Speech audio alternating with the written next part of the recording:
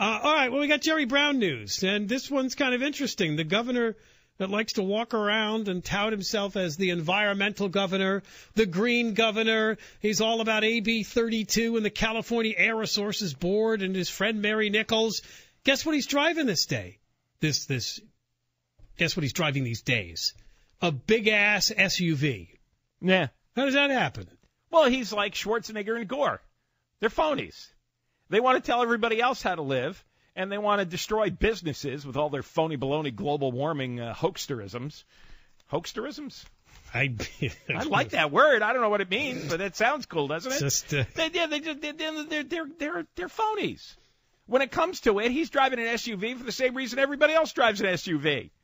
Because they're really big and comfortable. A 2008 black Chevrolet Suburban, and that's one of the bigger ones. That's a super SUV. I had one of those years ago. That's really big. That was hard for me to maneuver. When we used to park in that garage back in Koreatown, I was always doing hit and runs in the garage. Yeah, you were not good. You were good with big cars, and that was the biggest one you ever had. I couldn't fit in that garage. I couldn't even fit in the old driveway we had at our old house. I mean, you just couldn't put that thing anywhere. And that got about like 30 feet to the gallon, too. But it was great. I mean, I loved it for all the space. When the kids were young and we'd go traveling, it was wonderful. But, man, that thing is a bus. Now, when he was governor the first time, he got rid of the governor's limo, and he rode around Sacramento, they said, in a blue Plymouth sedan.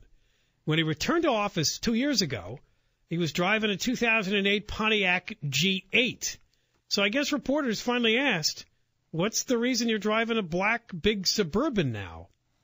And he made a joke about the old G8, saying there's a reason why Pontiac went out of business. They've retired it. That car had racked up more than 100,000 miles, and they said it was at the end of its serviceable life.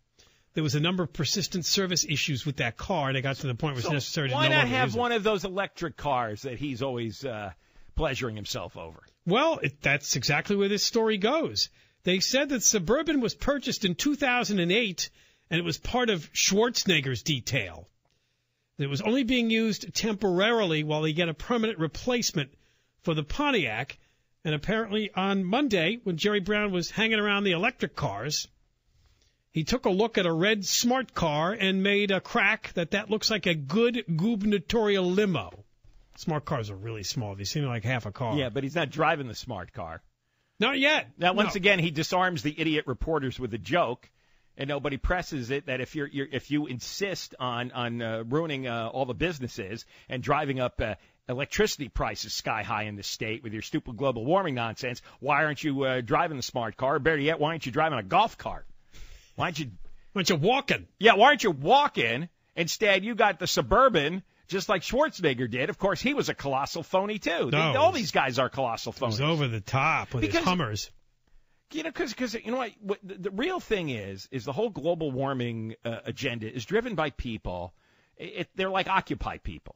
They hate business. They hate people who make money. They hate capitalism. So global warming was a weapon to use against them. And enough people fell for the hoax that when they started passing, that assembly bill, there wasn't enough resistance. In fact, there was a referendum to repeal it, and it lost. You're talking about AB 32. Yeah, it lost pretty badly. The Global Warming Final Solutions Act. Right, because it lost pretty badly because people bought into global warming. You know, now all the reports are coming out, and I just read a long one where, they admit that they're wrong about everything. They're wrong about hurricanes. They're wrong about global warming. This has been a mild winter, a mild year. The Arctic sea ice is 60% more widespread than a year ago. They have had 0 hurricanes hit the United States this year. 0. And they all predicted an above-average number of hurricanes and an above-average number to hit this country. They were completely wrong. Plus, it throws them way off if things don't get a little worse year after year after year. It hurts their narrative, right? Because this is all about, we have to reverse this. We're not reversing this. We're going to see even stranger and crazier weather. And apparently this has actually been a mild weather year. Well, we heard about the tornadoes in Oklahoma, but that's more scattered stuff. We're talking about the whole picture. And it's not that I'm picking on isolated weather incidents like they do. But I'm saying is we've had 15 years, and they claim there's like 11 billion carbon tons of carbon dioxide that's pumped into the air every year. Well, if you multiply whatever that number is by 15, that should have an effect. That's what they claimed. And they claimed the effect should have been apparent by now. And not only is there no consequences to this, it's gone in reverse. There's been no global warming. There's been literally no hurricanes to hit the United States this year. There is an enormous amount of Arctic sea ice. In fact, there's a whole bunch of, I think, yachts, big ships that were going to try to travel across the top of the Earth because they thought that the Arctic Sea would be all water. There'd be no more ice cap. And they all got stuck. They all got stuck in the ice. They've been wrong on everything. Now, back to Jerry Brown and his car. I don't understand why it didn't occur to them, well, they're going to notice you're driving a big SUV and all you're about is climate change. And I'm thinking, well, you know why he's driving a big SUV? It's comfortable. It probably fits his entire entourage in it. It's probably easier just to travel that way because it's large. It seems protective.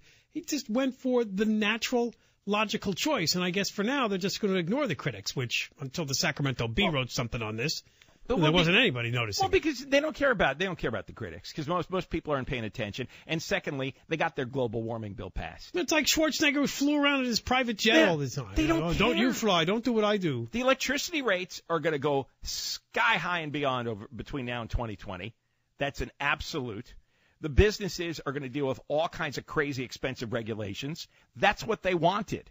They don't care about personal critics. They know it's nutty to drive an electric car. They know it's crazy. That's why they don't do it.